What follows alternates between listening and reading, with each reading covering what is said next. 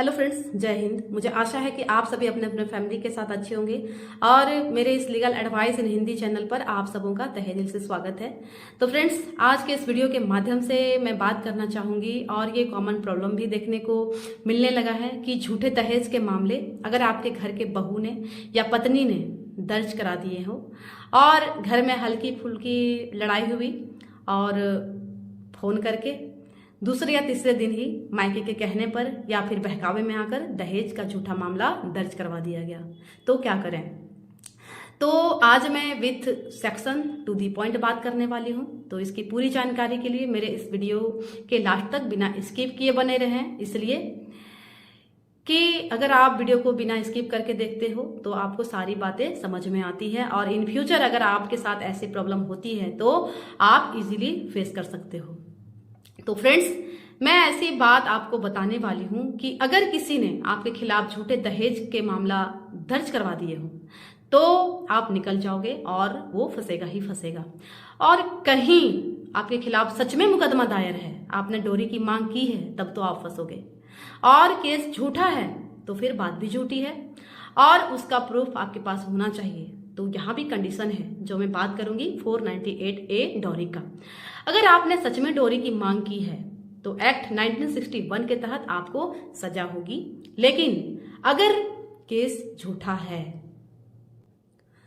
तो जो एप्लीकेशन की फॉर्मेट होती है उसमें आता है कि ये मेरे साथ मारपीट कर रहा था, मेरे ससुराल वाले सभी मिलकर दहेज मांगते हैं और जब मैं नहीं लाती हूं तो मेरे साथ मारपीट की जाती है। कुछ इसी टाइप का एप्लीकेशन आता है।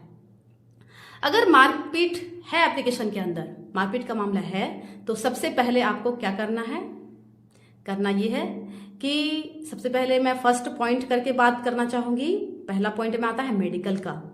तो मेडिकल का डिमांड कर सकते हैं आप, करवा सकते हैं आप, आपका राइट है, क्योंकि मेडिकल के अंदर अगर ये प्रूफ नहीं हुई तो इनकी मारपीट हुई भी नहीं है और कोई इंजुरी नहीं हुई।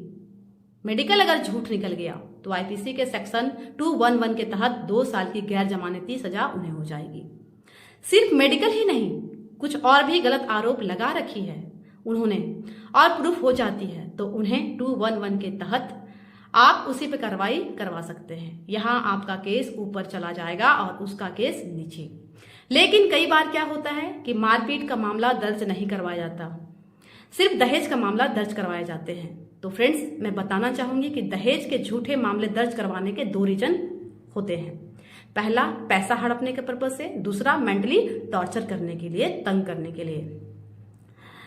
सिर्फ दहेज के मामले दर्ज करवाए हो कि मेरे से बार बार दहेज मांगा जा रहा है तो इसका दूसरा पॉइंट है व्यवहार। इसमें आपको क्या करना है कि जो आपके घर में दूसरी बहू है और उस बहू के जो उनके घर के सदस्य वाले हैं, परिवार वाले हैं, बहू है तो ठीक है, और अगर बहू नहीं है तो जो आपके पड़ोसी हैं, 5-7 पड़ोसी जो प्रोफेशन है, जो बाहर जॉब भी कर रहे हैं, उनसे गवाही करें।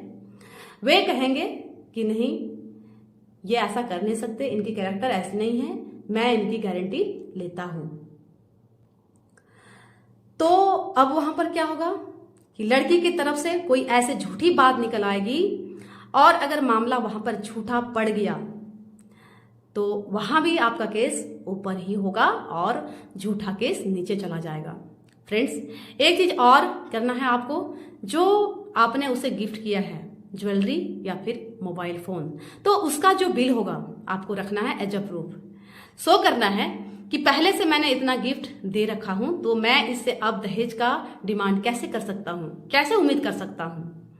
तो ये जो बिल है आपको वहां बचा लेगा। तीसरा पॉइंट धमकी, जो मोस्ट इंपॉर्टेंट पॉइंट है।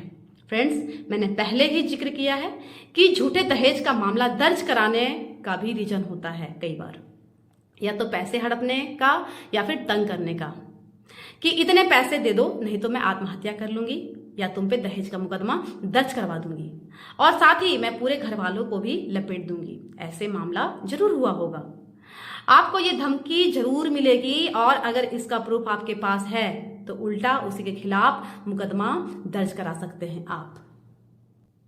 बिल्कुल मुकदमा दर्ज करा सकते हैं आप उनके खिलाफ 383 और 384 के तहत, और उन्हें 3 साल की सजा हो सकती है।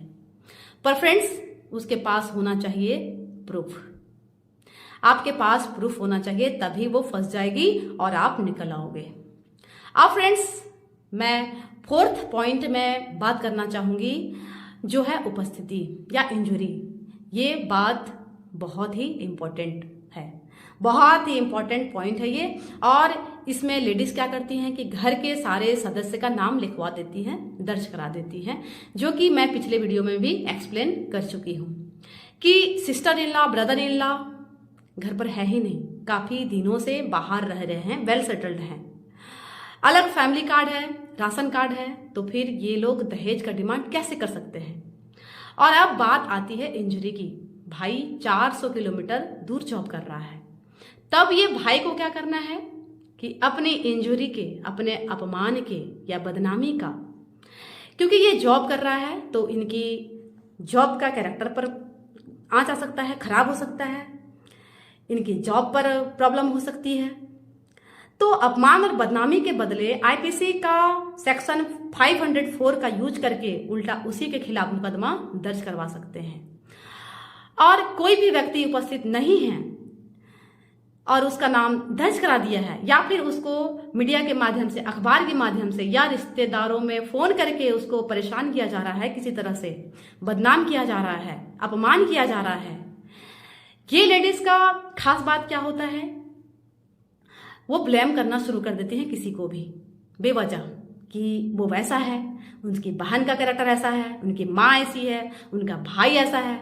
तो आपको क्या करना है, प्रूफ के तौर पर सारा रिकॉर्डिंग रखना है अपने पास। और अपमान और बदनामी के बदले जो व्यक्ति वहां उपस्थित है ही नहीं और उसका अपमान किया जा रहा है, बदनाम किया जा रहा है, तो उल्टा उसे पे आप मुकदमा दायर करा सकते हैं आईपीसी 504 के तहत। अब वो चली जाएगी अंदर और आप आ जाओगे बाहर, टेंशन फ्री हो जाओगे। अब फ्रेंड्स, मैं 5th पॉइंट बताने जा रही हूं जो और भी जबरदस्त है, और वो है कि झूठी सूचना। तो यहां पर झूठी सूचना क्या कहती है कि उसने अगर मेडिकल करवा रखी है, जो झूठ निकल गया, व्यवहार की बात बताई, उसमें बात झूठी निकल आई, धमकी दे रखी और वो भी प्रूफ आपके पास है, फिर उपस्थिति में जो वो नाम डाल रखी है, यानी एप्लीकेशन में जो उसने मेंशन करी है, और उसमें से कोई भी बात झूठी निकल आई, तो सरकारी कर्मचारी को झूठी सूचना देने पर आईपीसी 177 के तहत उसके ऊपर मुकदमा दर्ज हो जाएगा। सरकारी व्यक्ति या लोक सेवक को कोई झूठी सूचना देता है, यहां पर तो वो लिख के दे रही है, जो सरासर झूठी है, तो उस पर कार्रवाई होगी और आप टेंशन फ्री हो जाओगे बिल्कुल।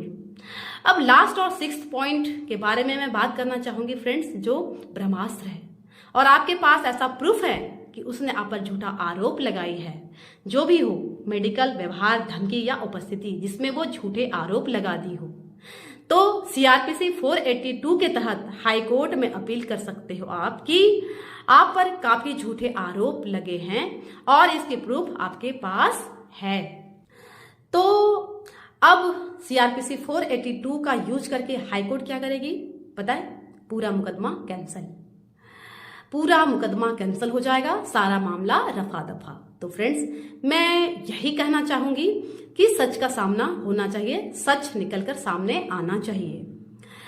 अगर गलती आपकी है तो आपको सजा मिलनी चाहिए, और जिसने भी आप पर गलत आरोप लगा रहे हो, झूठे आरोप लगा रहे हो, तो उसे सजा जरूर मिलनी चाहिए। तो फ्रेंड्स, कैसी लगी ये मेरी वीडियो? आशा करती हूँ कि मेरी ये वीडियो